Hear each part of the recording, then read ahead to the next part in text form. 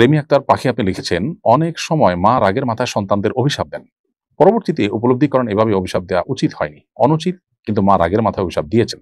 আল্লাহ কি মায়ের এরকম অভিশাপ কবুল করবেন? উত্তর হলো যে অভিশাপ মানে হলো বদদোয়া, মানুষের অকল্যাণ চাওয়া। মৌলিকভাবে এটা ভালো জিনিস না। নবী করিম সাল্লাল্লাহু আলাইহি সাল্লাম এক হাদিসে তিনি বলেছেন যে তিনি লাআন এবং তাআন হিসাবে পৃথিবীতে আসেননি বা প্রেরিত হননি।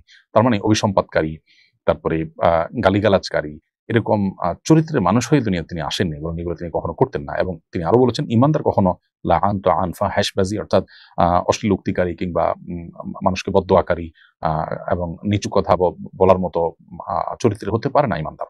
এজন্য মৌলিকভাবে কাউকে বদদোয়া দেওয়া, কারোর অকল্যাণ চাওয়া, এটা একজন ইমানদারের জন্য সমীচীন না। ইমানদার মানুষের জন্য অনেক দোয়া করবেন, ভালো কিছু চাইবেন।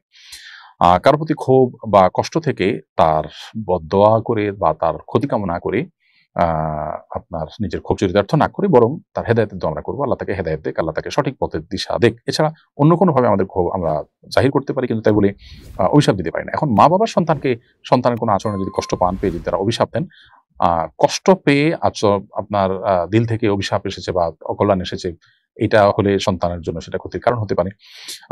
আর যদি মন থেকে অভিশাপ নাও আসে, মা বাবা যদি কষ্ট পান, জাস্ট তাদের কষ্ট পাওয়াটাই কিন্তু সন্তানের ধ্বংসের কারণ হতে পারে এবং আল্লাহর কাছে বিচার মুখোমুখি হতে পারে। কিন্তু যদি কোনো যৌক্তিক কারণ ছাড়া অহেতুক দেখা যাচ্ছে কেউ মিথ্যা কিছু বলে তাদেরকে ক্ষুব্ধ করেছে এবং তারা সেজন্য সন্তানকে অভিশাপ দিচ্ছেন, তো এই অভিশাপে সন্তানের কোনো ক্ষতি হবে না। কারণ আল্লাহ তাআলা কোরআনে কারিমে বলেছেন, লাউ লাউ ইয়াজ্জালুল্লাহু শাররা ইসতাআজালাহুম বিল খাইরি লাকুদিয়া ইলাইহিম আজালুহুম। মানুষের ভালো দিতে আল্লাহ যত দ্রুততার সাথে দেন, ভালো কিছু দান করতে মানুষকে, বিপদ আপদ বা মানুষের ক্ষয়ক্ষতি এগুলো দানের ক্ষেত্রে যদি আল্লাহ এরকম তাড়াহুড়ো করতেন বা এরকম দ্রুততার সাথে দিতেন, তাহলে মানুষ শেষ হয়ে যেত, কেউ টিকতো না।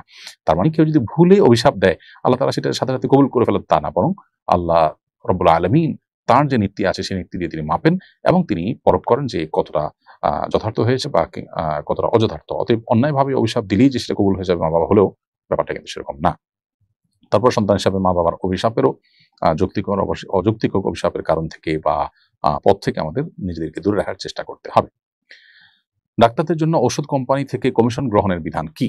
উত্তর হলো যে ডাক্তারদের জন্য ওষুধ কোম্পানি থেকে কমিশন গ্রহণ করাটা এটা ঘুষের অন্তর্ভুক্ত। বিধায় এটা ডাক্তাররা করতে পারেন না। তিনি রোগীকে যে সেবা দিবেন তার জন্য রোগী থেকে তিনি ফি নিয়েছেন, এই ফির বিনিময়ে রোগীকে সেবা দিবেন।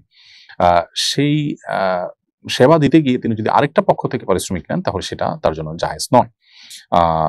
এটা নানা রকমের যুক্তি দিয়ে আমরা অনেকে মনে করি জায়েজ, যেমন রোগীর কোনো ক্ষতি তো হলো না, আমি রোগীকে অন্যায় কোনো কিছু নির্দেশ করলাম না, ইত্যাদি ইত্যাদি। মূলত আপনি একটা কাজ করে দুইজন থেকে পারিশ্রমিক নিচ্ছেন, দুই জায়গা থেকে পারিশ্রমিক নিচ্ছেন, ব্যাপারটা এমন হয়ে যায়। এটা জায়েজ নয়। তাছাড়া এর ফলে নানাবিধ অন্যায়ের পথ উন্মোচন হয়, সেজন্য এটা জায়েজ নয়। পরিষ্কারভাবে এটি ডাক্তারের জন্য গুনাহের কথা এবং হারাম।